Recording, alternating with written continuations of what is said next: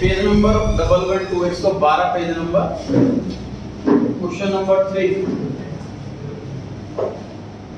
Laser वाला last question है इस चैप्टर का। इसके बाद के सारे क्वेश्चन एंट्रीज वाले हैं।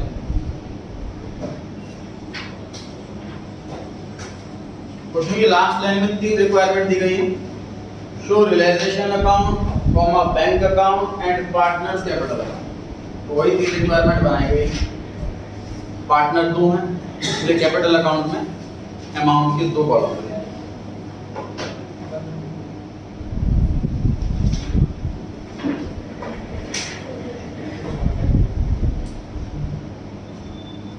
कैपिटल का ओपनिंग बैलेंस लिखना,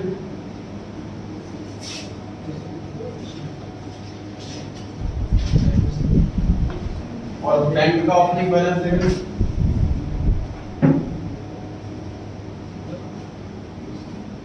जो अकाउंट मांगे हैं उनका ओपनिंग बैलेंस लिख लीजिए, और बाकी अकाउंट तो अभी खत्म कर ही देंगे।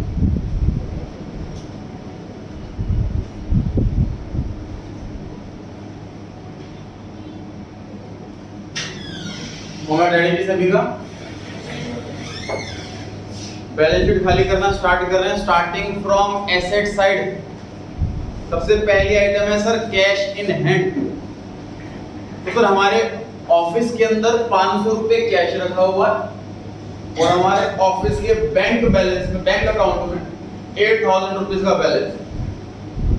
अब या तो हम सारी एसेट की बेचना, लायबिलिटी पे करना, ये सारा काम या तो कैश में करेंगे या बैंक के थ्रू करेंगे। तो पार्टनर्स ने डिसाइड करा है ये सारा काम हम बैंक के थ्रू करेंगे। मतलब एसेट बेचेंगे तो पेमेंट कैश में नहीं लेंगे, सीधा चेक लेंगे, अकाउंट में जमा करेंगे। जब लायबिलिटी वालों को पे करेंगे तो कैश पे नहीं करेंगे, उन्हें चेक देंगे, वो अकाउंट से पैसे ले लेंगे। तो ऑफिस में कैश रखा उसको क्या करें, उसे भी बैंक में जमा कर दो। ये 500 रुपए का कैश भी बैंक में जमा कर दो। हैंड रेज करें जी बिल एंट्री बताने के लिए, बताएं। Correct. Bank account debit to cash in hand. Sir cash in hand नाम की एसेट गायब हो गई और बैंक वाली एसेट बढ़ गई।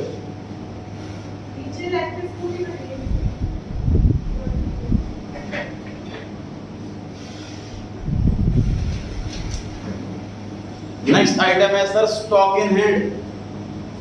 हैंड रेज करेंगे फटाफट, स्टॉक इन हैंड की एंट्री बताने के लिए। खत्म करना है मुझे, हैंड रेज करना है, बोलना है। अच्छा स्टॉक इन ट्रेड ही कह रहा हूं, मैंने कुछ और बोला था। स्टॉक इन हैंड बोला था, स्टॉक इन ट्रेड। हाँ जी हैंड रेज करें फटाफट। हाँ जी बताइए। Realisation debit to stock in trade. Correct. Realisation account debit to stock in trade. Stock in trade word का मीनिंग ये है कि ये सारे के सारे गुड्स वो वाले हैं जो हमने खरीदने बेचने के लिए। स्टॉक इन ट्रेड ये रिप्रेजेंट कर रहा है कि हम मैन्युफैक्चरर नहीं है, इसके अंदर रॉ मटेरियल नहीं है, इसके अंदर WIP नहीं है, सिर्फ और सिर्फ रेडीमेड गुड्स है, फिनिश गुड्स है।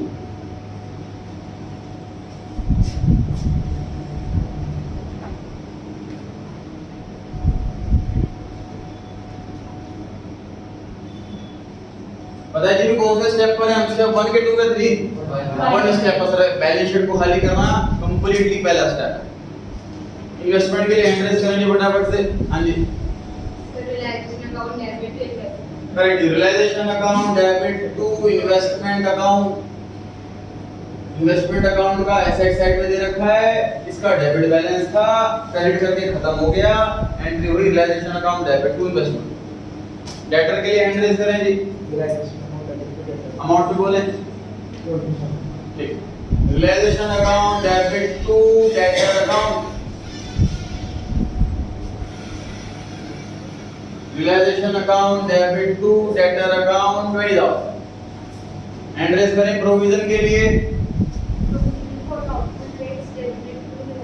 करेक्ट जी। तो प्रोविजन एसेट साइड में से लेस हो रखा है, मतलब इस प्रोविजन का क्रेडिट बैलेंस है। तो क्रेडिट बैलेंस वाली आइटम को खत्म करने के लिए डेबिट किया जाता है। प्रोविजन को डेबिट करेंगे, रियलाइजेशन अकाउंट क्रेडिट करेंगे।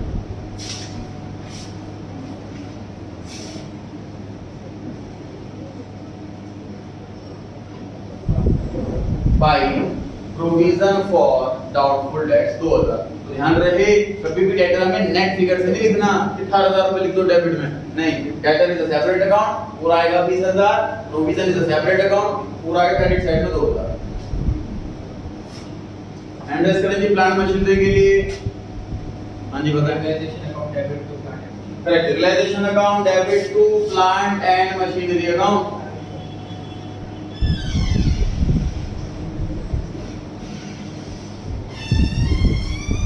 बिल्डिंग के लिए हैंड रेस करें जी फटाफट, बिल्डिंग के लिए हैंड रेस करें। Realization account debit to building. Realisation account debit to building account, building account भी क्लोज हो गया रियलाइजेशन में ट्रांसफर करके। गुडविल अकाउंट के लिए सर एंट्री करनी है ध्यान से, पता नहीं कहाँ आएगी, किस साइड आएगी, सोच के एंट्री देनी पड़ेगी। हाँ जी सर वो partners capital account debit to goodwill account. और कोई आंसर?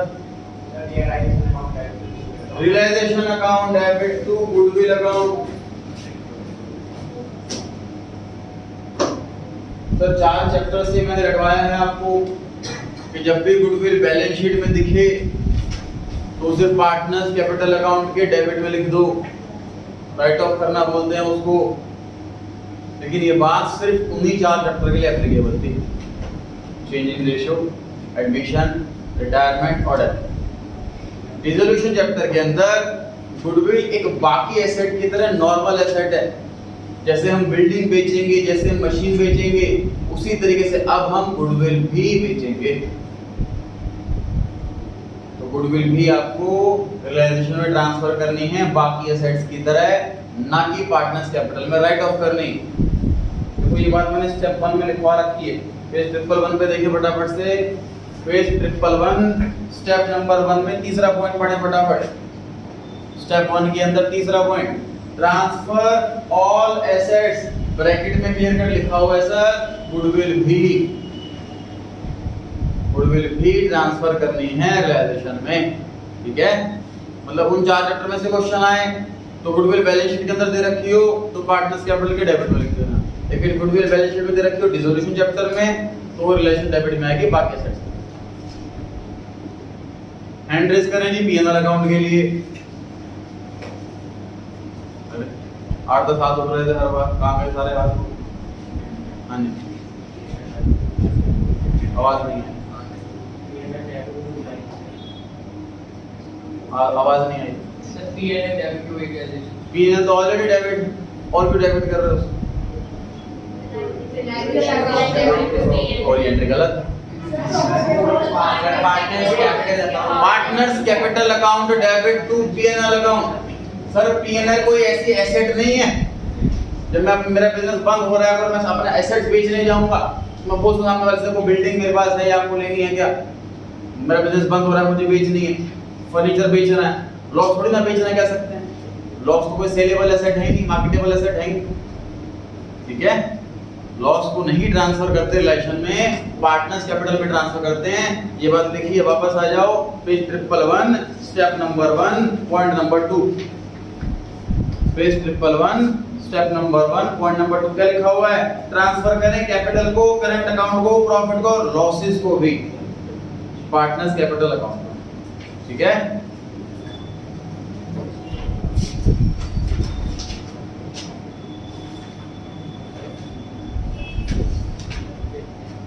बताइए मैंने यहाँ पर लिखा डेबिट साइड में टू पीएनएल अकाउंट, तो पीएनएल अकाउंट डेबिट करा है कि क्रेडिट करा है? क्रेडिट। पीएनएल अकाउंट क्रेडिट करा है, डेबिट साइड के पर्टिकुलर्स में क्रेडिट साइड आती है, ऐसा लिखने से पार्टनर्स कैपिटल डेबिट हुआ है, पीएनएल अकाउंट तो क्रेडिट हुआ, ठीक है। ये अमाउंट है 4000 और रेशियो मुझे मिल नहीं रही,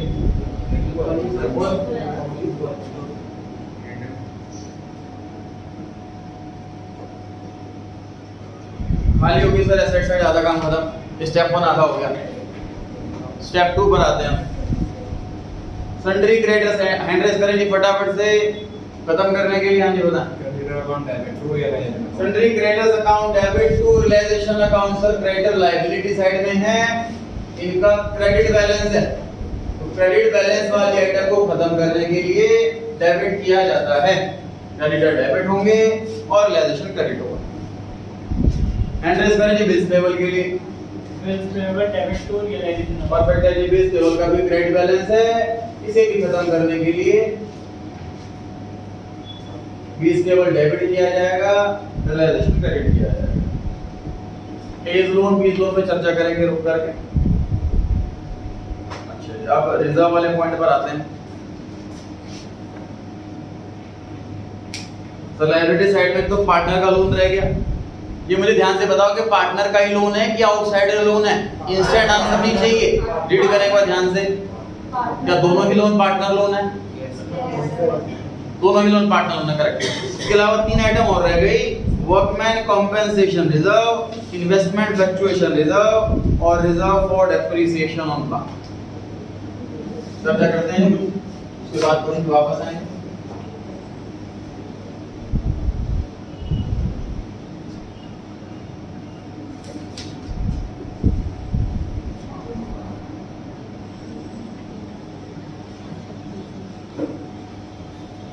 समझाया जा रहा है कि यहाँ पर कि रिजर्व 2 टाइप के होते हैं, एक रियलाइज्ड और एक अनरियलाइज्ड।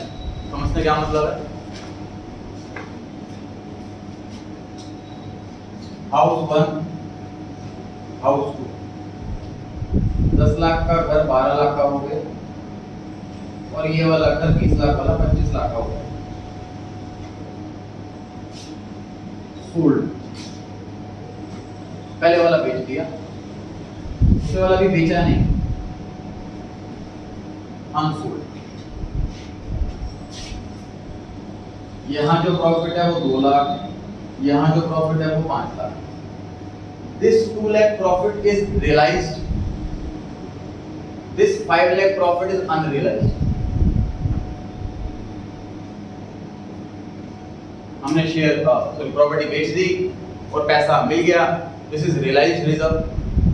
और मैंने प्रॉपर्टी बेची नहीं है अभी तक, मार्केट वैल्यू बढ़ गई, दिस इज अनरियलाइज्ड रिजर्व। फिर उसे अनरियलाइज्ड रिजर्व कहते हैं। एग्जांपल दूसरा, तो मैंने रिलायंस कंपनी का शेयर खरीद लिया 2000 और ये 2500 का होगा। मैंने एशियन पेंट का शेयर खरीद लिया 2600 रुपए का और ये 3200 का होगा। तो मेरे अकाउंट के अंदर ये शो करेगा, इस वाले प्रॉफिट को रियलाइज्ड प्रॉफिट की कैटेगरी के अंदर शो करेगा, इस वाले प्रॉफिट को अनरियलाइज्ड प्रॉफिट कैटेगरी के अंदर शो करेगा। समझ पा रहे हैं ये बात अच्छे से? तो रियलाइज्ड मतलब कि सर सिंपल सी बात है, पैसा मिल गया वो रियलाइज्ड रिजर्व। अनरियलाइज्ड मतलब सिर्फ बुक्स में ही हमारे प्रॉफिट ही, रियलिटी में कुछ है नहीं। समझ आ रही है बात? ठीक है। अब यहाँ पर मुझे एक दिख रहा है वर्कमैन कॉम्पेंसेशन रिजर्व 10,000 और उसके नीचे दिख रहा है मुझे इन्वेस्टमेंट फ्लक्चुएशन रिजर्व 1,000। इन्वेस्टमेंट की वैल्यू, इन्वेस्टमेंट क्या चीज है सर? कोई मार्केटेबल सिक्योरिटी हमने बिजनेस के बाहर इन्वेस्ट कर रखा है, किसी कंपनी के शेयर्स खरीदे हुए हैं, उसकी मार्केट वैल्यू बढ़ गई। तो ये कैसे पता लग रहा है कि रियलाइज्ड है कि नहीं है? क्या पता रियलाइज्ड वाला हो गया। बैलेंस शीट की एसेट साइड में देखो क्या इन्वेस्टमेंट लिखी हुई है, लिखी हुई है, इसका मतलब बेची नहीं है इन्वेस्टमेंट। इसका मतलब रिजर्व कौन से वाला है? अनरियलाइज्ड। तो रिजर्व लायबिलिटी में लिखा है और उससे रिलेटेड एसेट साइड में लिखी हुई है, इसका मतलब वो एसेट बेची नहीं। जब तक एसेट बेची तो रियलाइज्ड प्रॉफिट कैसे हो जाएगा? वो अनरियलाइज्ड प्रॉफिट है, वो बुकिश प्रॉफिट है, वो रियल में प्रॉफिट है ही नहीं। ऐसे अकाउंट को क्लोज करो by transferring to realization account. Investment fluctuation reserve 1000।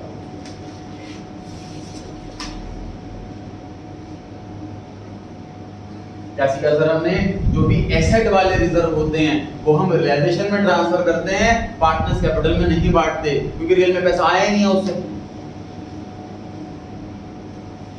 अब वर्कमैन वाले पे बात करते हैं, वर्कमैन कॉम्पेंसेशन रिजर्व। सर ये रिजर्व किस कॉरेस्पॉन्डिंग, देखो एसेट में कुछ भी नहीं दिखेगा आपको, किसके कॉरेस्पॉन्डिंग?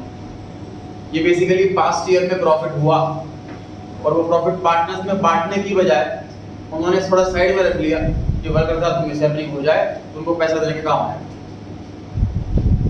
सोचो ये रियलाइज्ड प्रॉफिट से बना है कि नहीं बना? डेफिनेटली रियलाइज प्रॉफिट से बना, क्योंकि पीएनएल से बना है ना ये।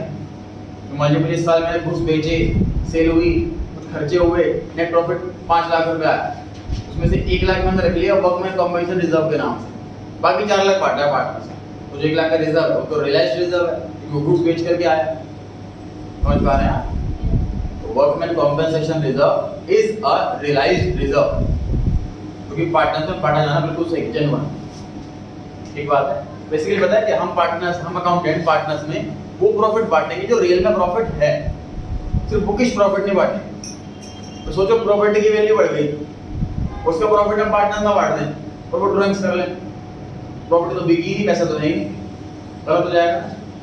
जो प्रॉफिट कोई चीज बिक गई, पैसा आ गया, उसका प्रॉफिट बांटते हैं पार्टनर्स में हम, तो ड्राइंग कर सकते हैं, पैसा तो क्योंकि है हमारे पास। समझ पा रहे हैं? तो रियलाइज्ड प्रॉफिट को ही बांटा जाता है पार्टनर्स में, अनरियलाइज्ड को नहीं। ये बात नेक्स्ट पेज पे लिखिए जी, बड़े बड़े फॉन्ट में देखिए, 113 पेज नंबर सबसे ऊपर, 113 पेज पे सबसे ऊपर हेडिंग दे रखी है सर रिजर्व। रिजर्व की 2 कैटेगरी बना रखी है, एक रियलाइज्ड रिजर्व और एक अनरियलाइज्ड रिजर्व। अनरियलाइज्ड रिजर्व को कहां ट्रांसफर करा हमने? रियलाइजेशन अकाउंट में। अनरियलाइज्ड रिजर्व के ना बराबर में एक लिख लो एग्जांपल इन्वेस्टमेंट फ्लक्चुएशन रिजर्व। यहाँ पे अनरियलाइज्ड लिखा हुआ है, अनरियलाइज्ड, वहां पर लिख लो example investment fluctuation reserve. Example investment fluctuation reserve.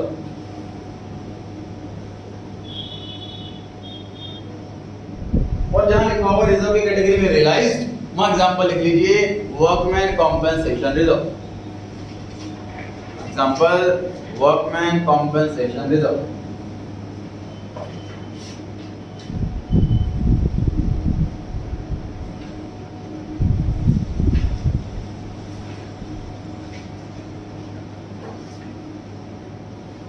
तो रिलायंस रिजर्व में क्या लिखा हुआ है, ध्यान से पढ़ो। कहता है क्लेम, जितना क्लेम है उतना तो रियलाइजेशन अकाउंट में, और रिमेनिंग वाला पार्टनर्स कैपिटल अकाउंट में।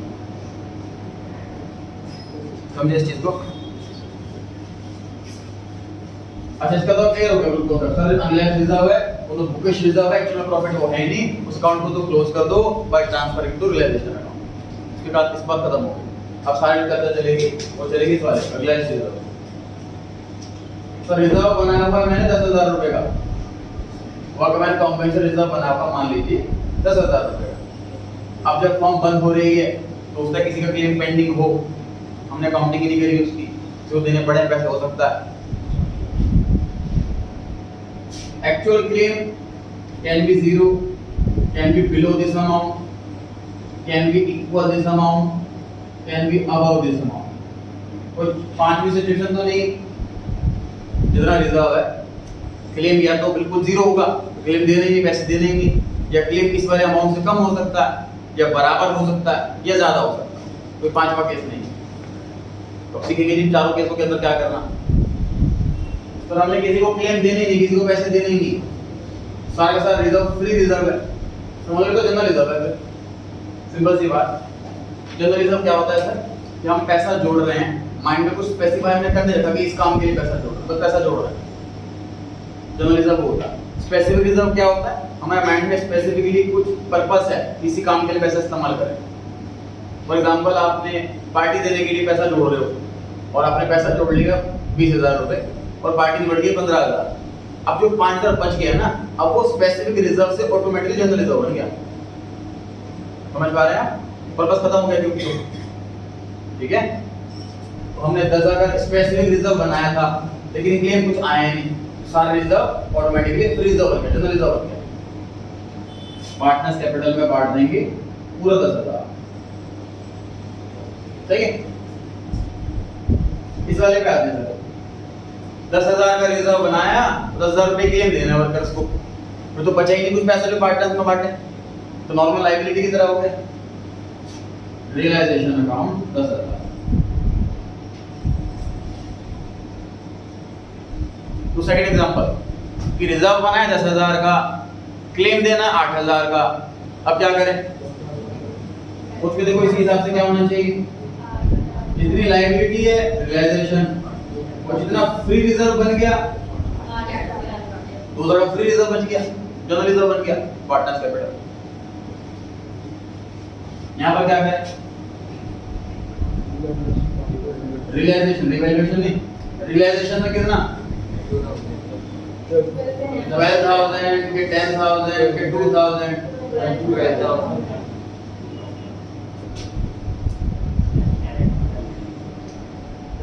और जितना रिजर्व होते हैं तो ट्रांसफर करोगे, एक्स्ट्रा कैसे कर लोगे? हम यहाँ पर देखो, जो मैं आपको सिखा रहा हूँ, ये क्या सिखा रहा हूँ मैं, इसे एक अकाउंट खुला हुआ है वर्कमैन कॉम्पेंसेशन रिजर्व के नाम से 10,000 रुपए का, इसे क्लोज करना। ये तो सीख रहे हैं टॉपिक के अंदर, हम स्टेप 1 पर ही तो हैं। तो 10,000 का अकाउंट क्लोज कैसे होगा? तो 10,000 से मैं इसको डेबिट करूंगा, इसे क्रेडिट बैलेंस। इन चारों केसों में 10,000 से ही रिजर्व डेबिट हो रहा है, चेक करो। 10,000 से डेबिट, 10,000 से डेबिट, 10,000 से डेबिट, 10,000 से डेबिट। मेरा पर्पस ये अकाउंट क्लोज करना है। अब सर पेमेंट ज्यादा होगी, उसके लिए क्या करेंगे? उसके लिए पेमेंट जाएगी तो कैश होगा, स्टेप 2 में लिखी होगी ना बात, तो एडजस्टमेंट में लिखा होगा कि पेमेंट ज्यादा करने की, कम करनी है, उसकी काउंटिंग बाद में की जाएगी। फिलहाल हम रिजर्व अकाउंट क्लोज करना सीखें। क्लियर हुई जी बात? इसको आप एग्जांपल में नोट कर सकते हैं, ध्यान रहेगा रिवीजन के टाइम रिजर्व के साथ क्या करना होगा।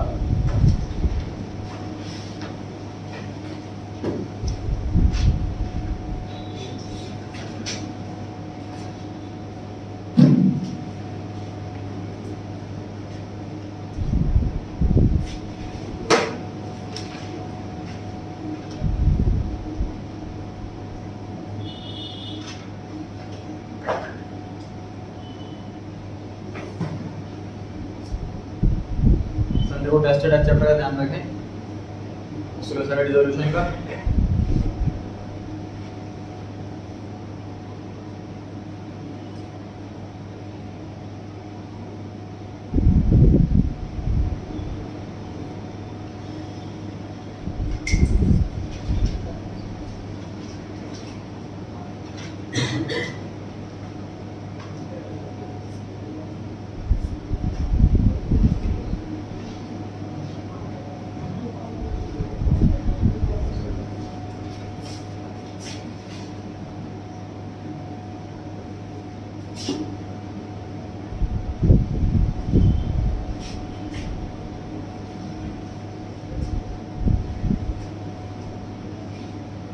अब इस क्वेश्चन में एडजस्टमेंट में ढूंढिए कि एक्चुअल क्लेम कितना है। पॉइंट नंबर 3 में लिखा हुआ है जी 4,000 और रिजर्व कितना 10,000। तो सर क्लेम है 4,000, तो रियलाइजेशन में 4,000, तो पार्टनर्स में के बांटने के लिए फ्री रिजर्व हो गया 6,000।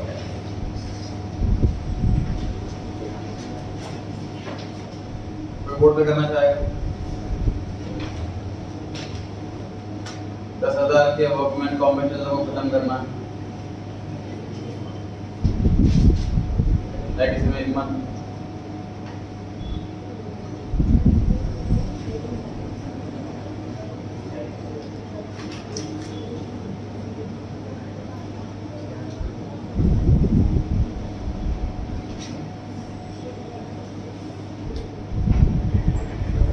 आ जाइए।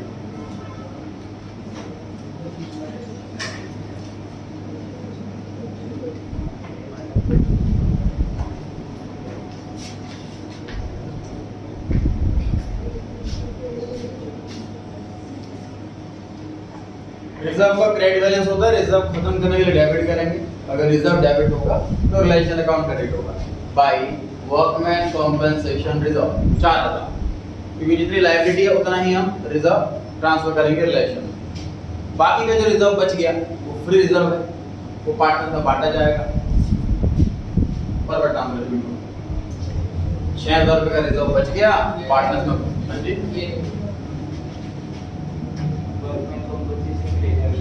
नहीं रिजर्व बिल्कुल सही।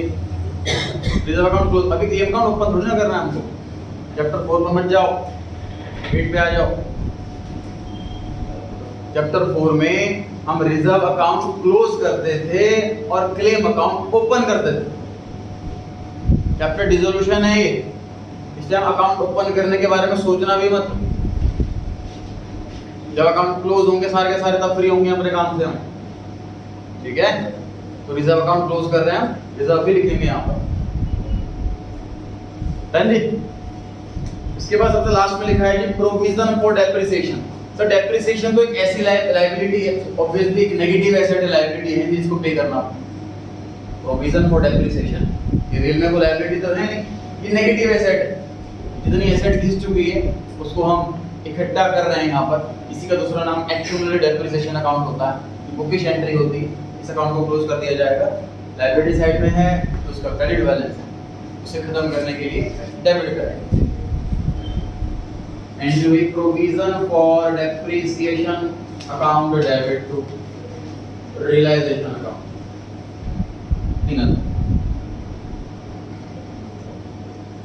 पार्टनर्स लोन के अलावा फटाफट से नजर घुमाएं पूरी एसेट साइड पर, पूरी लायबिलिटी साइड पर, कहीं कोई डाउट हो तो पूछिए।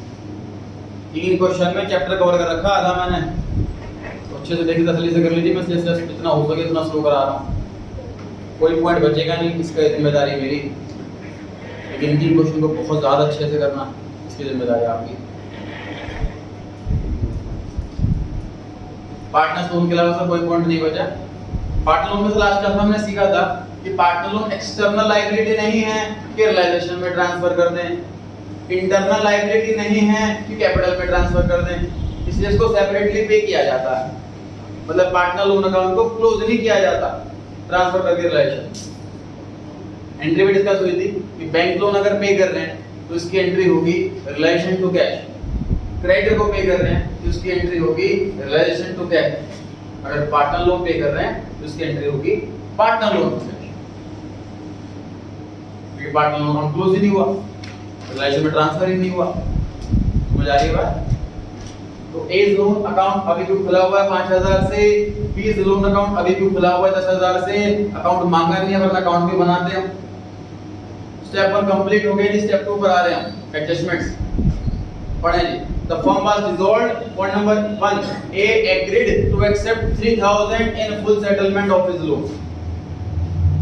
A का लोन 5000 रुपए का है सर, वो एग्री हो गया कि मैं फुल फाइनल सेटलमेंट में 3000 रुपए लेने को तैयार। अब देखते हैं, डिस्कस करते हैं। अच्छा, कैपिटल अकाउंट से कोई लेना देना नहीं है उसका, पैसा आ रहा है कि जा रहा है? जा रहा है। कितना रुपए? लायबिलिटी 5000 की है, काम निपट गया 3000 में। क्या लग रहा है, प्रॉफिट है कि लॉस? प्रॉफिट है कितना? 2000। किस साइड? सारी इनकम जो है वो क्रेडिट साइड में आती है, नॉमिनल अकाउंट है।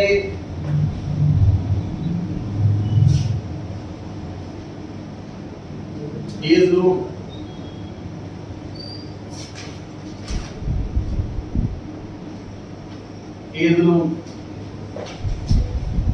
मतलब एंट्री क्या हुई सर?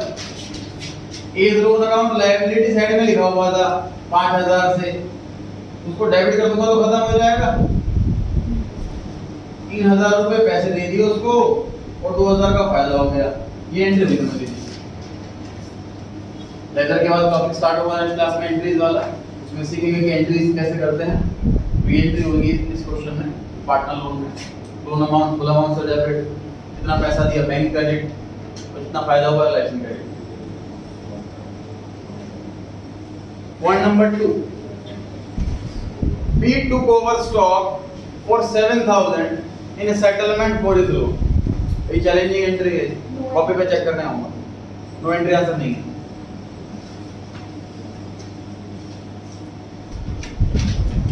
ट्राई करें सभी, सेकंड पॉइंट की एंट्री कॉपी पे चेक करने आऊंगा, मुझे एंट्री करनी है। मैं भी ऊपर की जगह ढूंढो साफ सुथरी सी, वहां लिखो।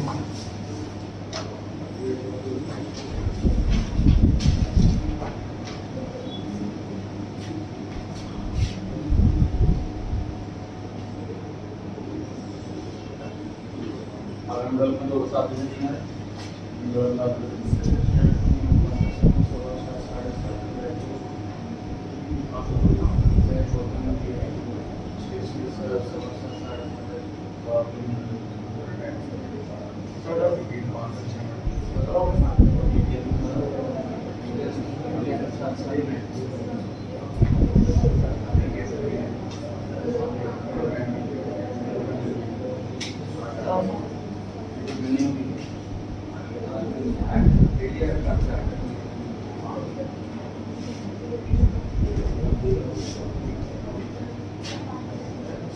आप स्टेप 2 में ध्यान रखें, रियलाइजेशन, बैंक, पार्टनर्स कैपिटल और पार्टनर लोन, इन चार के अलावा कोई चौथा नाम इस्तेमाल नहीं कर सकते हैं। ओवरड्राफ्ट स्टॉक अकाउंट लिखा आप स्टेप 2 में, स्टॉक अकाउंट ऑलरेडी क्लोज हो चुका है, दोबारा ओपन कर देंगे आप।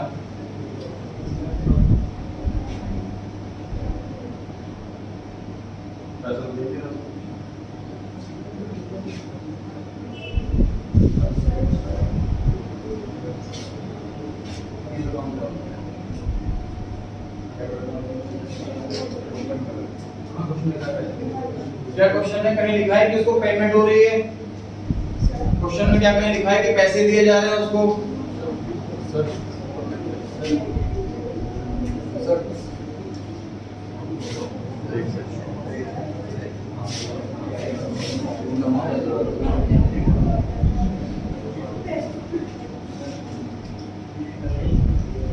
जैसे आ रहे हैं पैसे जा रहे हैं, क्वेश्चन में कहीं लिखा कि पेमेंट हो रही है।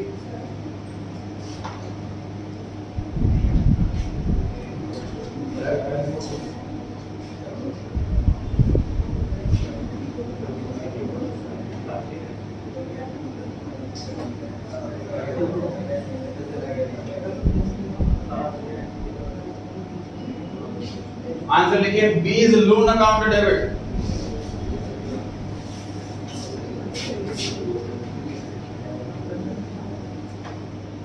$10,000 to realization account, 10,000 से लिखा था, चेक किया था मैंने।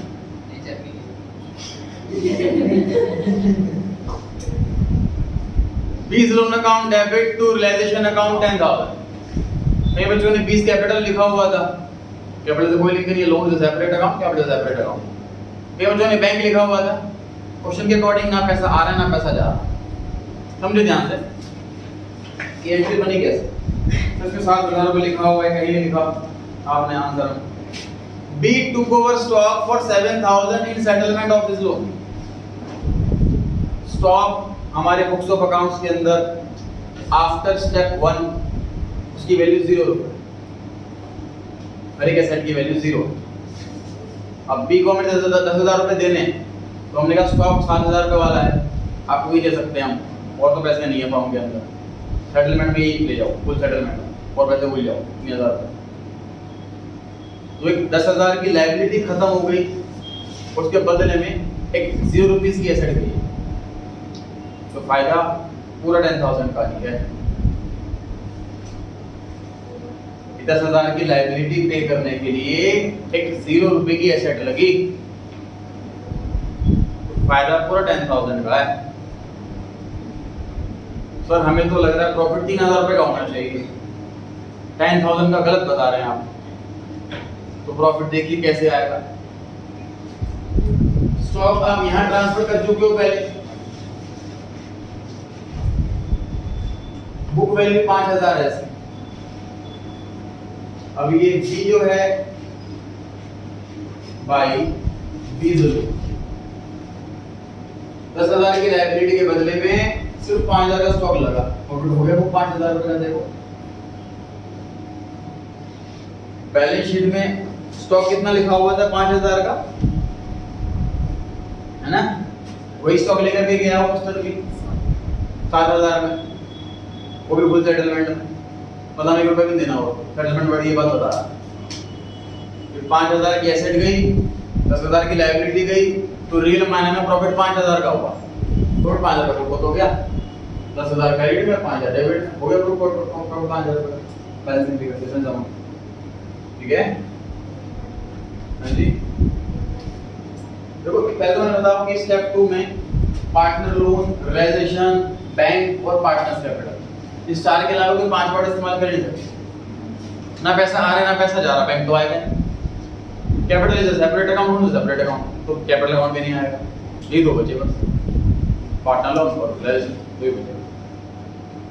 लोन अकाउंट तुम क्लोज करना तो डेबिट करना पक्का। ठीक है, पढ़ते हैं जाके point number 3, workman compensation claim of 4000 was paid. Hand raise करें जर्नल एंट्री बताने के लिए, हैंड रेज करें जर्नल एंट्री बताने के लिए। हाँ जी, workman compensation account debit to step 2 में है हम, इन 4 के अलावा कोई 5 वर्ड इस्तेमाल करने पे बैन लगे। हैंड रेज करें जी फिर। हाँ जी, realisation account debit to bank account. Correct, realisation to bank. Step 2 में फिर क्यों भूल गया पास, स्टेप 2 क्या सिखाया गया था, ट्रांजैक्शन पढ़ो और ढूंढो पार्टनर का नाम है कि नहीं है। पार्टनर का नाम है तो रिसीवर गिवर देख लो। अब पॉइंट नंबर 3 में पार्टनर का नाम नहीं है तो ये चेक करो पैसा आ रहा है कि जा रहा है। पैसा आ रहा है, पैसा जा रहा है इस क्वेश्चन में, क्रेडिट पार्ट गोज आउट, 4000 यहां क्रेडिट वहां debit, cross name to bank by realisation. ठीक है, हाँ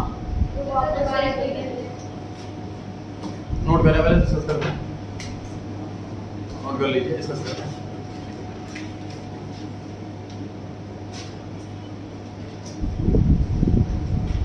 डाउट ये है सर कि 4000 रुपए आपने पहले इधर लिखवाया वर्कमैन कॉम्पेंसेशन रिजर्व, फिर 4000 यहाँ पे लिखवाया टू बैंक, तो अल्टीमेट इंपैक्ट उसका नील हो गया, इसका लॉस तो बुक ही नहीं हुआ, तो लॉस बुक होना भी कहाँ चाहिए था। जिस चीज का पहले से रिजर्व बना रखा, फिर आपने सपोज पार्टी के लिए पैसे नहीं जोड़ रखे, वो पार्टी करते हो तो आपको लॉस होगा उस महीने, समझ आ रही है बात। आपने अगर पहले से पैसा जोड़ रखा फिर पार्टी करते तो पैसा तो ना लॉस होगा उस महीने आपको। तो वर्कमैन कॉम्पेंसेशन के लिए पहले से हमने 10,000 रुपए का फंड इकट्ठा कर रखा था, उसमें से 4,000 रुपए का हमने दिख गया कि क्लेम देने पड़ेंगे, 4,000 रुपए में अलग रख लिए क्लेम देने के लिए, 6,000 का रिजर्व बांट दिया पार्टनर, 4,000 का रिजर्व, 4,000 की पेमेंट, लॉस तो हुआ ही नहीं, हम लॉस होना भी नहीं चाहिए। ठीक है, बिल्कुल सही चल रहा है।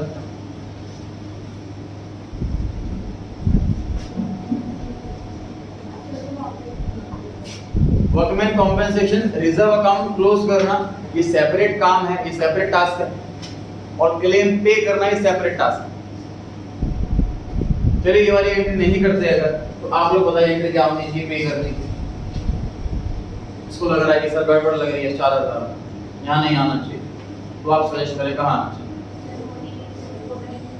हाँ जी, तो पैसे तो गए, बैंक बैलेंस तो नहीं दिखाओगे आप, अपने लिए थोड़ा देंगे accountant number. Bank account office का कम होगा, चेक जाएगा 4,000 रुपए का वर्कर, तो बैंक बैलेंस तो कम होगा, क्रेडिट तो करना पड़ेगा, तो डेबिट कहाँ करेंगे जी। हाँ बैंक का लिखा है बताओ,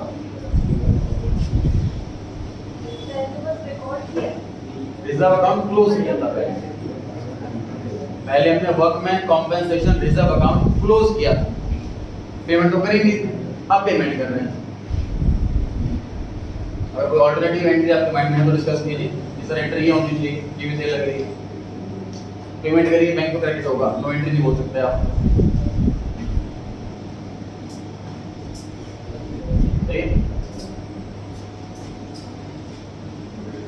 point number 5, sorry point number 4, realisation expenses paid by B750। Partner का नाम लिखा है कि नहीं लिखा? लिखा है। वो रिसीवर है कि गिवर है? गिवर है, क्रेडिट द गिवर। अगर यहाँ क्रेडिट तो डेबिट कहाँ? Realisation, cross name to B's capital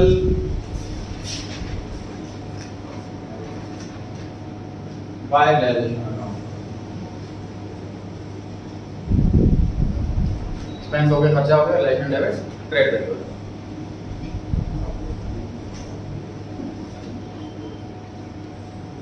point number 5, B took half of the investment at 10% discount. Amount में चर्चा बाद में करेंगे। बताइए पार्टनर रिसीवर है कि गिवर है? रिसीवर है, डेबिट द रिसीवर, तो बी के डेबिट में लिखा जाएगा और रियलाइजेशन क्रेडिट में लिखा जाएगा। अब आपने हैंड रेज करके अमाउंट बताना है, पहले हैंड रेज करना है फिर अमाउंट बोलना।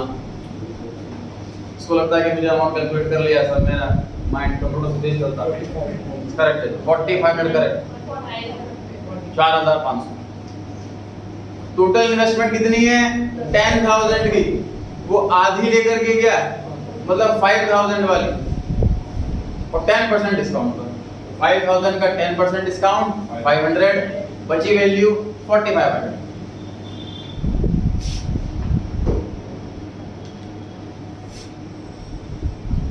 तो यहाँ पे क्या नाम है इन्वेस्टमेंट की बैंक रिलायंस। यहाँ पर एस कैपिटल की सीज कैपिटल बीज कैपिटल। स्टेप 2 में ध्यान रखें इन चार के अलावा कोई 5 का वर्ड इस्तेमाल नहीं करना। रिलेशन, पार्टनर्स कैपिटल, बैंक और पार्टनर।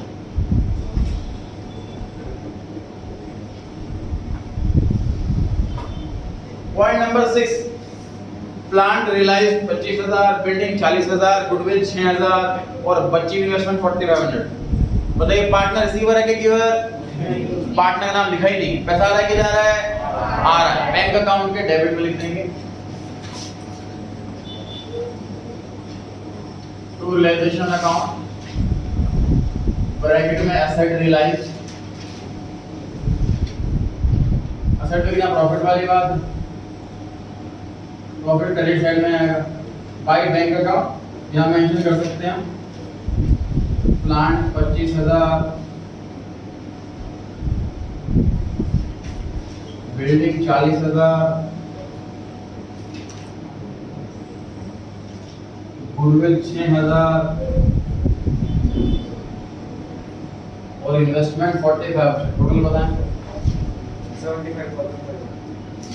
75,500।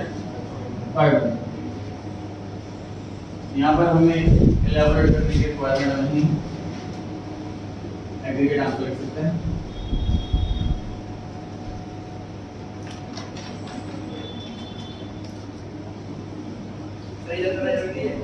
हाँ जी, कोई भी एक जगह करना जरूरी है क्योंकि वाला अमाउंट आएगा से पता नहीं लगेगा ना फिर। 75,500। पॉइंट नंबर 7,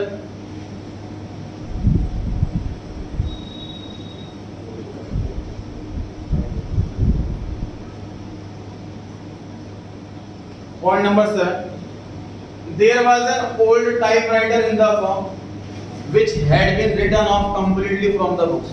मतलब पहले से उसकी book value 0, fully depreciated asset। it is now estimated to realize 400 रुपये। अब लग रहा है कि इसको बेचेंगे 400 रुपये मिल जाए, बेचा नहीं है अभी। it was taken away by B at this estimated price। उसको B उठा करके लेके बताइए पार्टनर रिसीवर है कि गिवर है? रिसीवर है। डेबिट द रिसीवर, यहाँ डेबिट तो यहाँ क्रेडिट। क्रॉस नेम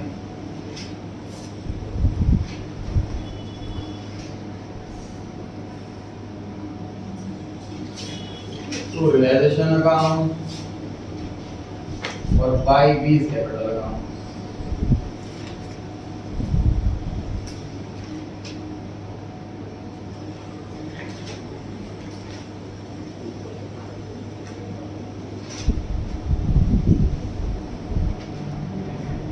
बढ़े आगे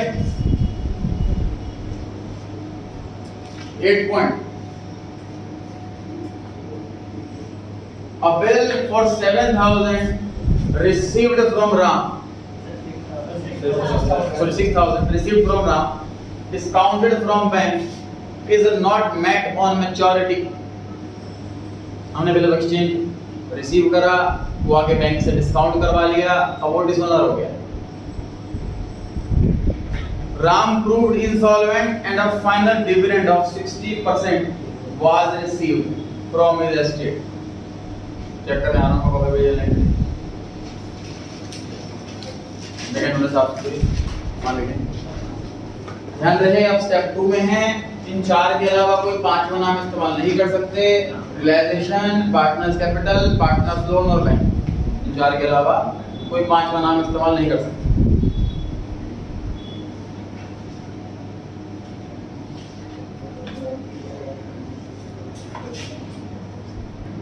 चलिए 2 एंट्री होगी इस पॉइंट के अंदर। Realisation debit to bank 6000, bank debit to realisation 3000। ये वाला आंसर सबने दिखाया, ये वाला नहीं दिखाया। देखो जिन लोगों ने ये आंसर लिखा सही लिखा, लेकिन आपको ये नहीं लग रहा पढ़ के कि नुकसान भी तो हुआ है, वो कहाँ बुक कर रहे हो आप नुकसान? जब हमारा डिस्काउंटेड बिया डिसऑनर हो जाएगा तो क्या बैंक वाला हमारे अकाउंट से पैसे नहीं काटेगा? वो तो फुल अमाउंट काटेगा। मतलब जिस दिन बिया डिसऑनर हो जाएगा तो बैंक वाला हमारे अकाउंट से पूरे 6000 रुपए काट लेगा और ये 6000 पे करने की एंट्री है। उसके बाद वो बियर लेकर के हम राम के पास जाएंगे, भाई पैसे दे, डिस्काउंट डिसऑनर के ऊपर दिया। तो वहां पर राम मिलाएंगे, उसका ऑफिशियल रिसीवर मिला, वो कहता है इंसॉल्वेंट होकर लाइन में लग जाओ, 60 पैसा इन रुपए डिविडेंड मिल रहा है सभी को, आपको भी वही मिलेगा। तो 6000 का 60% कितना पैसा हमें मिला, ये पैसे मिलने की एंट्री होगी। ठीक है, अभी दोनों एंट्री की पोस्टिंग कर लीजिए। रियलाइजेशन डेबिट 6000 टू बैंक और realisation credit 3600 by bank. Bank account credit हो रहा है 6000 से, बाय रियलाइजेशन टू रियलाइजेशन 3600।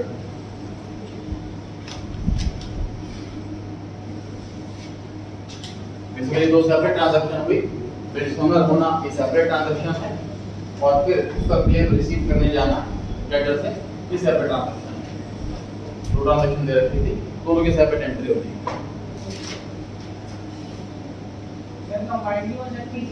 वो सेपरेट ट्रांजैक्शन कमांड कैसे करें? हम बैंक वाले को ये नहीं बोल सकते 3600 रुपये तो ए से ही ले लेना, बाकी 2400 हम दे रहे हैं, ये नहीं हो सकता।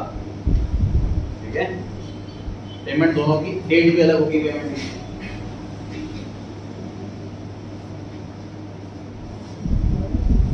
बढ़े सर आगे, point number 9। During the course of realisation a liability under a suit from damages is settled at 12,000 as against 10,000 only provided for in the books of creditor। तो सीधी सी बात समझ में नहीं आ रहा था पढ़ने के बाद, इतना समझ में आ रहा है कि पैसा आ रहा है कि जा रहा? जा रहा। कितना जा रहा? 12,000। अभी पैसा जाए बैंक अकाउंट क्रेडिट और रियलाइजेशन अकाउंट डेबिट।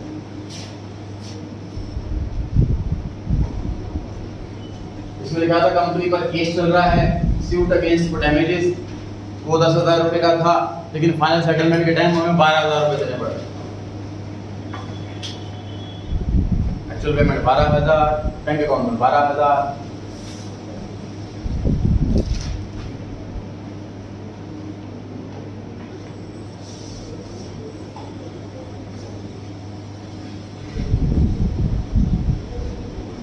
ध्यान से मेरी बोर्ड पर देखिए, 11th क्लास में कॉन्सेप्ट सीखा था कैश डिस्काउंट। ध्यान है किसी को?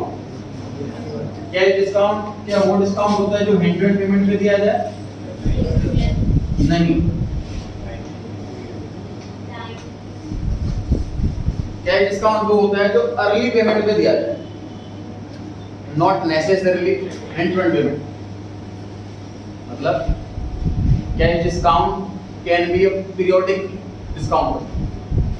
अपने कस्टमर को बोल सकते हैं हम कि भैया सामान आपको मिल लगेगा 100 रुपए के रेट से, अगर आप पैसे दे जाओ 1 महीने के अंदर अंदर तो आपको 3% का डिस्काउंट है। आप पैसे दोगे अभी हैंड टू हैंड तो आपको 4% का डिस्काउंट है। इस तरह के तो ऑफर्स भी हो सकते हैं। अर्ली पेमेंट डिस्काउंट मिले सो कैश डिस्काउंट। अर्ली कितना है, 2 महीना, 1 महीना या हैंड टू हैंड, वो सेलर के ऊपर है, वो टर्म्स कंडीशन कैसे रखता है। हेडिंग पॉइंट भी डिस्कस किया जा रहा है, ध्यान से देखिए। सर हमारी बुक्स अकाउंट जब बंद हो रही है, डिसोल्यूशन हो रहा है, तो हमारे बैलेंस शीट में कुछ क्रेडिटर्स हैं। अब उसमें से कुछ क्रेडिटर ऐसे होंगे जिन्होंने हमें ये ऑफर कर रखा होगा कि आप विदिन 1 मंथ पेमेंट दे दोगे तो इतना डिस्काउंट, विदिन 2 मंथ पेमेंट दे दोगे तो इतना डिस्काउंट। ऐसे भी क्रेडिटर होंगे उसके अंदर। और आप क्योंकि फॉर्म बंद अभी हो रही है, पेमेंट कर रहे हैं अभी जा रहे हैं, तो डिस्काउंट भी मिलेगा उनसे, डिस्काउंट मिलेगा। तो तो डिस्काउंट अगर मिलेगा तो पेमेंट कम होगी कि ज्यादा होगी? कम होगी। तो हमें कैलकुलेशन सीखनी है इस वाले पॉइंट पर, कितनी कम होगी। पढ़ते हैं एक बार। पॉइंट नंबर 10 लिखा हुआ है रिमेनिंग क्रेडिटर और BP were due on an average basis of 1 month after 31st मार्च। मतलब किसी की ड्यू डेट 2 महीने बाद थी, किसी की ड्यू डेट अभी थी, तो ऑन एन एवरेज सभी की ड्यू डेट 1 महीने बाद। But they were paid immediately, हमने अभी एंड टू एंड पेमेंट कर दी, तो हमें 12% पर एनम के हिसाब से डिस्काउंट मिल गया। तो डिस्काउंट कैलकुलेट करना। पहले बात तो रिमेनिंग क्रेडिटर वर्ड जो लिखा हुआ है उसमें से रिमेनिंग की वैल्यू निकालें। टोटल क्रेडिटर बैलेंस शीट में दे रखे हैं 30,000 के, उसमें से 10,000 वाले पॉइंट नंबर 9 पे खत्म हो गए। कितने बच गए? 20,000। 20,000 के क्रेडिटर बच गए। बीपी कितना है? 5,000। टोटल हो गया 25। समझ पा रहे हैं कैसे आया? टोटल क्रेडिटर 30,000 रुपए के थे, इसमें से 10,000 वाले पॉइंट नंबर 9 पे खत्म हो गए, बच गए 20,000 के क्रेडिटर और 5,000 का बीपी है। टोटल 25,000 की लायबिलिटी हो। 12% पर एनम ये रेट है। उसमें लिखा होगा ऑन एन एवरेज 1 मंथ पहले पेमेंट कर रहे हैं, 1 मंथ का डिस्काउंट मिलेगा 1/12।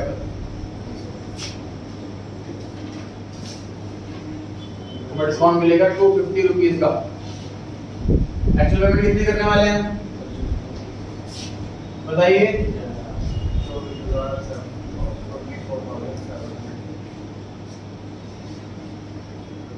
या एक्चुअल पेमेंट वाला अमाउंट। टोटल पेमेंट 25,000 रुपए कर रही थी, डिस्काउंट मिल गया 1% का 250 रुपीस का, पेमेंट होगी 24750। अच्छा जा रहा है realisation bank account credit side, realisation debit side. ऐसा जा रहा है, इसलिए बैंक अकाउंट क्रेडिट साइड और रियलाइजेशन अकाउंट डेबिट साइड।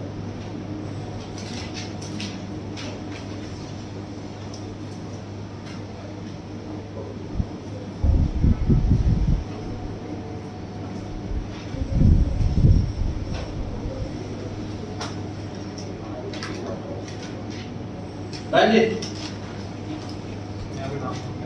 ठीक है, क्रॉस नहीं यहाँ पे टू बैंक लिखो, वहाँ बाय रिलेशन लिखो।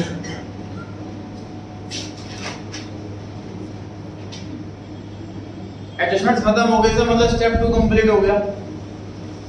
अब स्टेप 3 पर आते हैं। अनसोल्ड असेट और अनपेड लायबिलिटी ढूंढनी। स्टार्ट करते हैं लायबिलिटी साइड से। पहली आइटम क्रेडिट हो चुका है, हो गया वेजिटेबल हो गया, बेस लोन हो गया, फीस लोन हो गया और रिजर्व तो पे करते ही नहीं। Liability side complete. आ जाओ असेट साइड पर।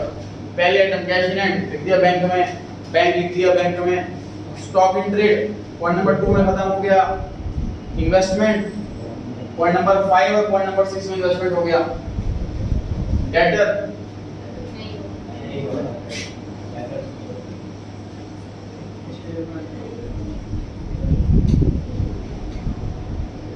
डेटर नहीं हुई, 20,000 रुपए डेटर से रिसीव कर लीजिए। बैंक का डेबिट, रियलाइजेशन अकाउंट का क्रेडिट। डेटर के बाद कोई इन्फॉर्मेशन हाँ क्रॉस है, डेटर के बाद कोई इन्फॉर्मेशन नहीं है।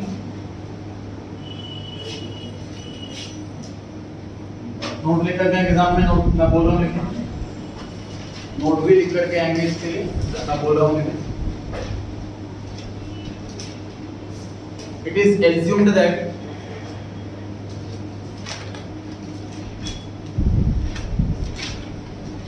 book value has been received from debtors.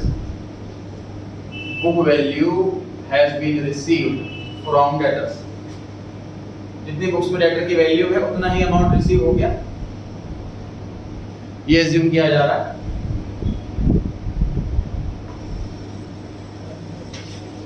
उसके बाद चेक करें प्लांट मशीनरी हो गया, पॉइंट नंबर 6 में हो गया, बिल्डिंग हो गया गुडविल हो गया खत्म।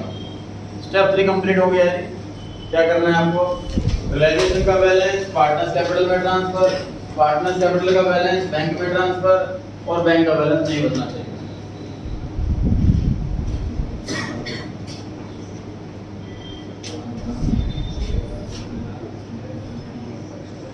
आंसर से 40,000 प्रॉफिट आएगा। कैलकुलेटिंग करें एक बार सभी। जाके सारे क्वेश्चंस करने हैं आपको चैप्टर के लेजर्स वाले, इसमें अकाउंट बनाना है, एंट्रीज वाले सब लिखाए जाएंगे।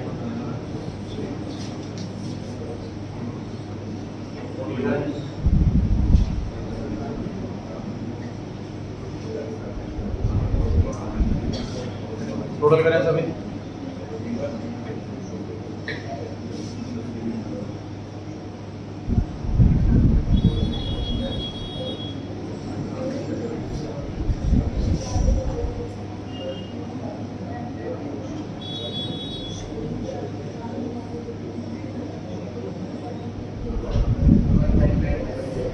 हाँ जी,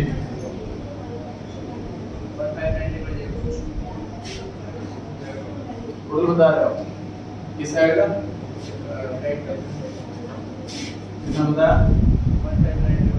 159 1,61,000 ये आ रखा अभी।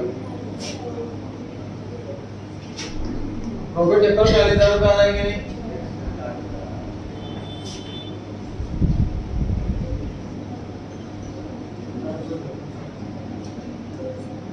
दोनों पार्टनर्स ने आधा आधा प्रॉफिट बांट दीजिए।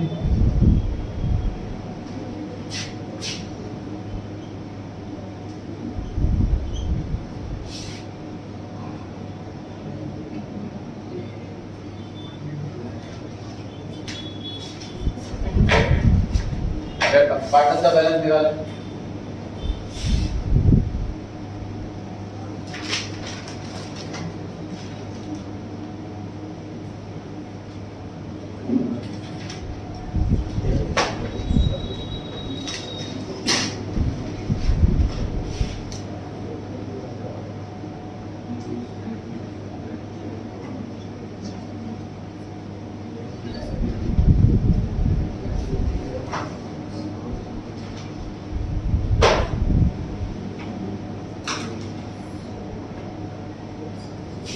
और क्रेडिट साइड का बढ़ा रहा है सर 33,000, 33 में से 2,000 गए।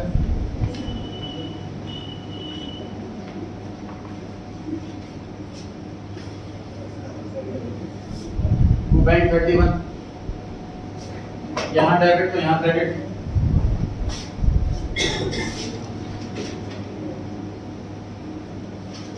बाई इस कैपिटल सेम काम बी में कीजिए। टोटल बढ़ा रहा है क्रेडिट साइड का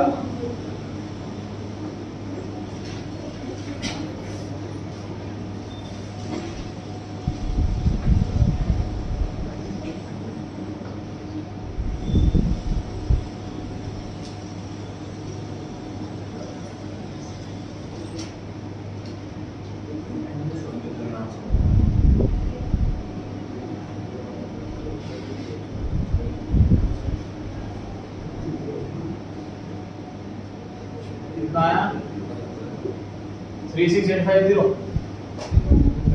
26850 ये आ रहा है।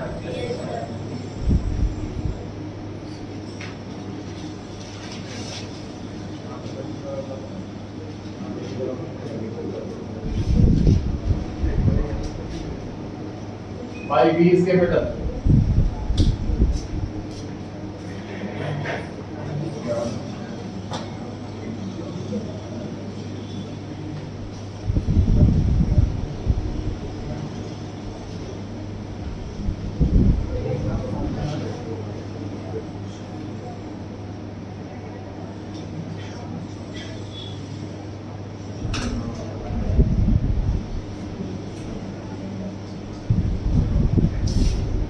One 107,600.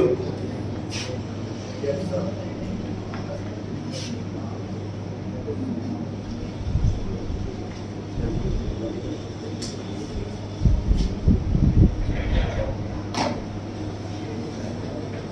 इसको उसी को घर जाके 3 बार रिवाइज करना है, सुबह दोपहर शाम खाने के बाद, पक्का होगा तभी।